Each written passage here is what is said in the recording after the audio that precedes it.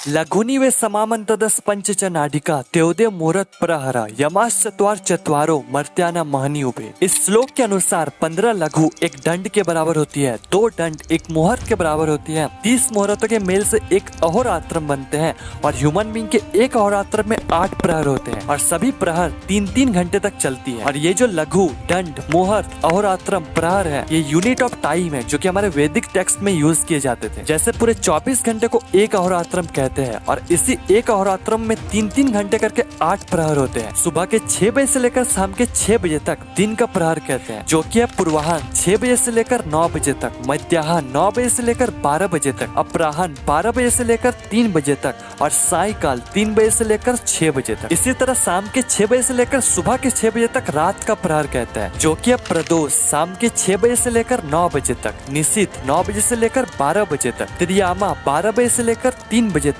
और उषा 3 बजे से लेकर सुबह के 6 बजे तक। कुल मिलाकर 8 प्रहर होते हैं और सभी प्रहर का अपना अपना इंपॉर्टेंस है। अगर आप गलत प्रहर यानी कि गलत टाइम पर गलत चीज करोगे तो ये आपको नुकसान ही पहुंचाएंगे, फायदा नहीं। इसलिए सभी प्रहर को ध्यान में रखते हुए धर्म शास्त्र, ज्योतिष शास्त्र, आयुर्वेद शास्त्र और मॉडर्न लाइफस्टाइल को देखकर ये वीडियो बनाया जा रहा है। इसके पहले हम आयुर्वेदिक रूटीन भी आपसे शेयर कर चुके हैं। अब आप लोगों के भारी डिमांड के कारण स्पिरिचुअल रूटीन भी बनाना पड़ा। इस रूटीन में हम सुबह उठने से लेकर रात में सोने तक हर एक छोटे से छोटे चीज के बारे में बात करेंगे जो आपको स्पिरिचुअल यानी कि अध्यात्म की ओर ले जाए। इसमें हम दैनिक नित्य कर्म, साधना, श्लोक, ब्रह्म मुहूर्त में जागना, उषा पान, स्नान यानी कि नहाने का नियम, तिलक, पूजा पाठ, मंत्र जाप, व्यायाम, प्राणायाम, वस्त्र धारण, भोग अर्पण, भोजन यानी कि खाने का नियम, शयन यानी कि सोने का नियम, पूर्व शयन यानी कि सोने का पहले का नियम और भी बहुत सारी चीजों के बारे में बात करने वाले हैं। कुछ लोग कहते हैं कि I am not interested in spirituality और any type of spiritual routine. और रियली पहली बात तो ये इंटरेस्ट की बात है ही नहीं और दूसरी बात follow this routine just for 1 month. उसके बाद आपको खुद पता चल जाएगा हाउ पावरफुल इज स्पिरिचुअलिटी। ये जो आपका irregular sleep pattern, irregular eating time, किसी काम में मन न लगना, lack of focus, lack of productivity, lack of concentration, stress, depression, anxiety, procrastination, past के बारे में सोचना, फ्यूचर के बारे में चिंता करना, मोटिवेशन की कमी, सेल्फ डिसिप्लिन का ना होना, इन सभी चीज का कनेक्शन कहीं ना कहीं आपका डेली रूटीन से है। और इन सभी चीजों को दूर सिर्फ आप एक चीज करके दूर कर सकते हो, जो कि है द परफेक्ट डेली रूटीन। और अच्छे से बोले तो वैदिक दिनचर्या जो आपके जीवन को पूर्णतः बदल के रखेगी। आइए शुरुआत करते हैं।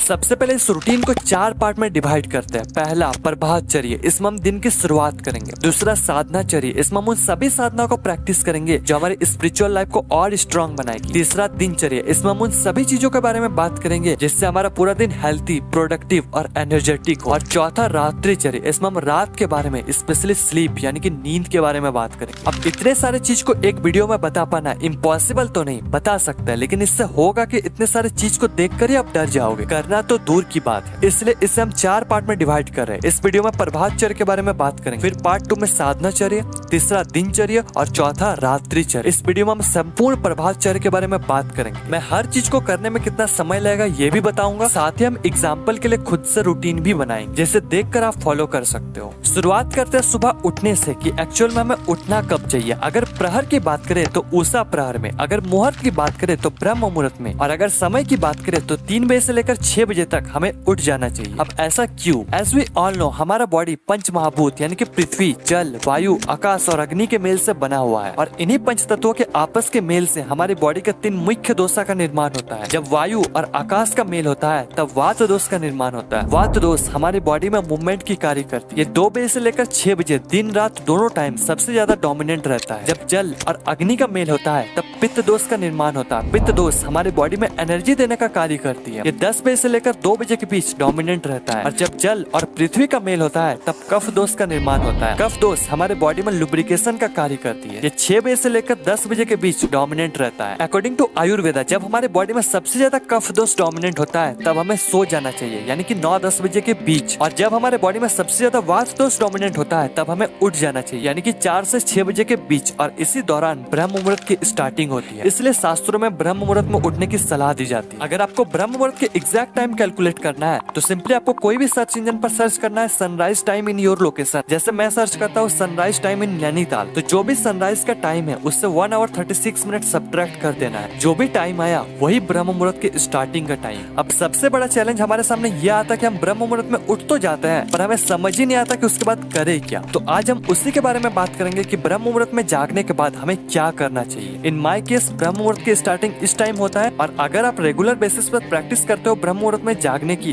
तो मुश्किल से आपको 2 मिनट लगेंगे ब्रह्म मुहूर्त में जागने की। अब बात करते हैं कि आगे करना क्या है। दूसरा, कर दर्शनम। जब आप ब्रह्म मुहूर्त में उठ जाओ तो सबसे पहले आपको अपने हथेलियों को आपस में रगड़ कर अपने आंखों पर रखना है। ऐसा आपको इसलिए करना है क्योंकि हमारी बॉडी की मैक्सिमम नाड़ी के एंडिंग हमारे हाथों में ही होता है। इसलिए जब हम अपने हथेलियों को रब करते हैं तब हमारी बॉडी की नाड़ियों के साथ साथ एक्यूप्रेशर पॉइंट भी एक्टिवेट हो जाता है, जिससे हमारा ओवरऑल सिस्टम एक्टिवेट हो जाता है। इसलिए अपने हथेलियों को रब करके अपने आंखों पर जरूर रखें। फिर धीरे से आंख खोलकर अपने हथेलियों को आपस में मिलाकर पुस्तक की तरह खोल के देखते हुए इस श्लोक को बोलना है। कराग्रे वस्ते लक्ष्मी, कर मध्य सरस्वती, कर मूले तू गोविंद, प्रभाते कर दर्शना। अर्थात मेरे हाथों के अग्र भाग में माता लक्ष्मी, मध्य भाग में माता सरस्वती तथा मूल भाग में गोविंद निवास करते हैं। हर प्रभात को मैं सर्वप्रथम हथेलियों में इनका दर्शन करना चाहिए। इस मंत्र का मतलब है कि हमें प्रॉस्पेरिटी, विजडम और गॉड यानी कि भगवान के शरण में रहकर अपने कर्मों को पालन करना चाहिए। इसके बाद पाद स्पर्श। कर दर्शन के बाद सबसे पहले राइट पैर को भूमि पर रखकर अपने हाथों से पृथ्वी को स्पर्श कर फिर अपने मस्तक पर लगाइए। फिर पाँव रखने के लिए धरती माता से क्षमा मंत्र बोलिए। ये रहा मंत्र और इसका मीनिंग। इसे करने में आपको 1 मिनट समय लगेगा। इसके बाद आपको 5 छोटे छोटे चीज करना, फटाफट बताते हैं। Number 1, affirmation. अफर्मेशन मतलब कुछ ऐसे पॉजिटिव सेंटेंस या फिर वर्ड जिसे हम बार बार रिपीट करते हैं, जैसे I am happy, I am healthy, I am grateful. इस तरह के जब हम सेंटेंस बोलते हैं तब हमारे अंदर एक पॉजिटिविटी आती है, हमारा कॉन्फिडेंस बूस्ट होता है। इससे हम पूरे दिन एक पॉजिटिव माइंडसेट के साथ जीते हैं। इसे आप अपने अकॉर्डिंग डिजाइन कर यूज करो। Number 2, make your bed. जहाँ भी आप सोते हो सुबह उठते अपना बिस्तर को जरूर बनाओ। Number 3, pushups. बॉडी को थोड़ा एनर्जाइज करने के लिए अकॉर्डिंग टू योर कैपेसिटी जितना हो सके उतना पुशअप लगाए या फिर थोड़ा मोड़ा कुछ एक्सरसाइज कर ले, जिससे हमारे बॉडी में सारा तमस निकल जाएगा और हमारे अंदर एक अलग फुर्ती आएगी। नंबर 4, मांगलिक वस्तुओं का दर्शन। कुछ ऐसे वस्तुओं का आपको देखना है जिससे आप अच्छा फील करो। आप इन सारे वस्तुओं को देख सकते हैं। नंबर 5, माता पिता, गुरुजन और बड़े को प्रणाम। इतने सुबह मम्मी पापा उठते ही नहीं तो वीडियो को शेयर कर दो, आप भी उठ जाओगे, मम्मी पापा भी उठ जाएंगे। अफर्मेशन करने के लिए आपको 2 मिनट लगेंगे। अपने बेड या फिर रूम को साफ करने में 5 मिनट लगेंगे। पुशअप या फिर थोड़ा सा एक्सरसाइज करने के लिए आपको 5 मिनट लगेंगे। मंगलिक वस्तुओं को या फिर मम्मी पापा को प्रणाम करने के लिए 1-1 मिनट लगेंगे। अब बढ़ते हैं उषा पान की ओर। उषा का मतलब होता है भोर या फिर सूर्योदय के पहले और पान का मतलब होता है पीना, इसलिए उषा पान का अर्थ है सूर्योदय के पहले पानी पीना। इसमें बहुत से मिसकंसेप्शन है, जैसे ब्रश के पहले उषा पान करे या फिर ब्रश करने के बाद। तो इन सारे चीजों का मैंने आंसर इस वीडियो में दिया है, आप जाकर देख सकते हैं। अभी बताते हैं उषा पान करना कैसे। रात में जब आप सोने जाओ तो सबसे पहले तांबे के बर्तन में जल भरकर सोना है और सुबह उठकर अपने कैपेसिटी के अकॉर्डिंग 2 से 4 गिलास पानी पीना है और ध्यान रहे कि पानी हमेशा बैठकर ही पीना है। और उषा पान करने के लिए आपको मैक्सिमम 3 to 5 मिनट लगेंगे। अब स्वाचाचार के नियम देखो, हमारे स्क्रिप्चर्स में शुद्धि के अनेकों नियम मेंशन्ड है जिससे फॉलो करना आज हर कोई नहीं चाहेगा और आज उस तरह का इन्वायरमेंट है भी नहीं कि हम उन सारे रूल्स को फॉलो कर पाए। बस इन्फॉर्मेशन पर्पस के लिए कुछ चीजें बता देते हैं, फिर आज के मॉडर्न लाइफस्टाइल के अकॉर्डिंग कैसे करें इस पर भी बात करें। तो देखो, शुद्धि 2 प्रकार के होते हैं, बाह्य यानी कि एक्सटर्नल शुद्धि और अभ्यंतर यानी कि इंटरनल शुद्धि। एक्सटर्नल शुद्धि यानी कि बाहरी वस्तु से हम अपने आप को शुद्ध करते हैं, जैसे पानी या फिर साबुन से, और अभ्यंतर शुद्धि यानी कि अंदर की शुद्धि या फिर मन की शुद्धि। इस पर हम आने वाले वीडियोस पर बात करेंगे। अभी बात करते हैं बाह्य शुद्धि, स्पेशली शौच के नियम के बारे में। इसके पहले मैंने आपको उषा पान के बारे में बताया, तो जब आप रेगुलरली उषा पान करोगे तो इसके कुछ समय बाद ही आपको नेचुरली शौच का बेग आएगा और इस समय के दौरान हमारी बॉडी में वात दोष का प्रभाव बना रहता है, जिससे हमारे इंटेस्टाइन की पेरिस्टाल्टिक मूवमेंट भी अच्छी होती है, जिससे हमारी बॉडी की सारी वेस्ट प्रोडक्ट इजिली आउट हो जाते हैं। और शौच आपको हमेशा मलासन में ही करना है, यानी कि कुछ इस तरह के पोजीशन। आज जो ये वेस्टर्न कल्चर के टॉयलेट आता है, ये जो पोजीशन है ये गलत है। इन सारी चीज को आपको यूज नहीं करना है। मॉडर्न बनने के चक्कर में अपना हेल्थ को मत बिगाड़ो। अब शौच के बाद शुद्धि देखो, मैंने विष्णु पुराण, गरुड़ पुराण, मनुष्य स्मृति, दक्ष स्मृति, बादुल स्मृति और 1-2 ग्रंथ पढ़े जिसमें मैंने कुछ बातें कॉमन देखी, जैसे शौच करने के बाद इन पार्ट्स को एटलीस्ट इतने बार मिट्टी से जरूर धोना है। लेकिन आज हम ऐसा नहीं करते हैं क्योंकि आज का समय बिल्कुल अलग है, इसलिए मल त्याग के बाद एटलीस्ट 2 बार अच्छे से जरूर धोए और मूत्र त्याग के बाद एटलीस्ट 1 बार अच्छे से जरूर धोए। और एक बात, मल त्याग के बाद 12 कुल्ले और मूत्र त्याग के बाद 4 कुल्ले जरूर करें।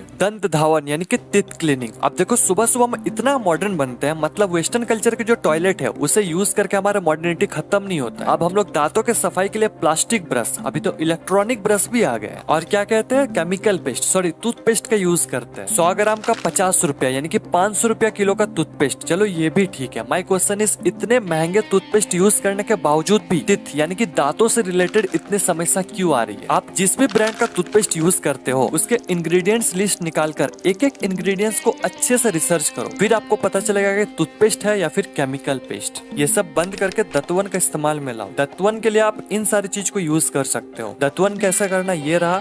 और अगर फिर भी टूथपेस्ट और टूथब्रश का यूज करना पड़ा तो आप इन बातों का ध्यान जरूर रखें। जीवा निर्लेखनम यानी कि टंग क्लीनिंग। अब फिर देखो, जिस ब्रश हम दांतों की सफाई करते हैं उसी ब्रश हम जीभ की भी सफाई कर रहे हैं। ये कहाँ का ज्ञानता है? ऐसा आपको कभी नहीं करना चाहिए। अगर आप दतवन का इस्तेमाल करते हैं तो दतवन को बीच से फाड़ कर अपना जीभ साफ करें या फिर टंग क्लीनिंग का इस्तेमाल करें। स्नान यानी कि नहाना। आप में से मैक्सिमम लोगों को बाथिंग यानी कि नहाने का एक्चुअल मेथड पता ही नहीं। आपको लगता है कि इस नहाने से क्या फायदा, लेकिन डीप एंड पर बहुत से ऐसे काम होते हैं जिसके बारे में आपको शायद ही पता होगा। जैसे नहाने के बाद हम इतना ज्यादा रिलैक्स फील कैसे करते हैं, क्योंकि नहाने के दौरान हमारे बॉडी की पैरासिम्पैथेटिक सिस्टम एक्टिवेट हो जाती है, जिससे हमारा स्ट्रेस, डिप्रेशन, एंजाइटी का लेवल कम होने लगता है। इसलिए हमारे शास्त्रों में स्नान को इतना ऊंचा स्थान दिया गया है। और अगर आप गलत तरीके से नहाते हो तो इससे हमारा पूरी ओवरऑल हेल्थ पर इफेक्ट पड़ता है। इसलिए आज हम बाथिंग यानी कि स्नान के रिलेटेड कुछ ऐसे सीक्रेट्स के बारे में जानेंगे जिसके बारे में आपको शायद ही पता हो। स्क्रिप्चर में 4 तरह के स्नान के बारे में डिस्क्राइब किया गया है। सुबह 4 बजे से लेकर 5 बजे के बीच यानी कि ब्रह्म मुहूर्त के दौरान किया गया स्नान को मुनि स्नान कहते हैं। 5 बजे से लेकर 6 बजे के बीच किया गया स्नान को देव स्नान कहते हैं। 6 बजे से लेकर 8 बजे के बीच किया गया स्नान को मानव स्नान कहते हैं। और 8 बजे के बाद किया गया स्नान को राक्षस स्नान कहते हैं। इसलिए जितना पॉसिबल हो सके 8 बजे से पहले स्नान जरूर कर ले। अब स्नान के भी अलग अलग क्लासिफिकेशन है। शास्त्रों में इन 5 तरह के स्नान के बारे में बात कही गई है। अब स्नान कैसे करना है इस पर बात करते हैं। सबसे पहले आपको कमर के नीचे के पार्ट्स को ढक लेना है किसी भी कपड़े से, क्योंकि संपूर्ण नग्न होकर कभी नहीं स्नान करना चाहिए। इसके बाद आपको हमेशा ऊपर से नीचे की ओर स्नान करना है, यानी कि सबसे पहले आपको मस्तिष्क पर पानी डालना है, फिर शरीर पर, फिर पैर पर। ऐसा करने से आपका मस्तिष्क का गर्मी पैर से निकल जाती है, और अगर आप पैर से शुरुआत करोगे तो आपका गर्मी मस्तिष्क पर चढ़ जाएगी। इसके बाद संपूर्ण स्नान के दौरान इस मंत्र का उच्चारण करें। अब स्नान के लिए केमिकल साबुन की जगह आप मुल्तानी मिट्टी, बेसन,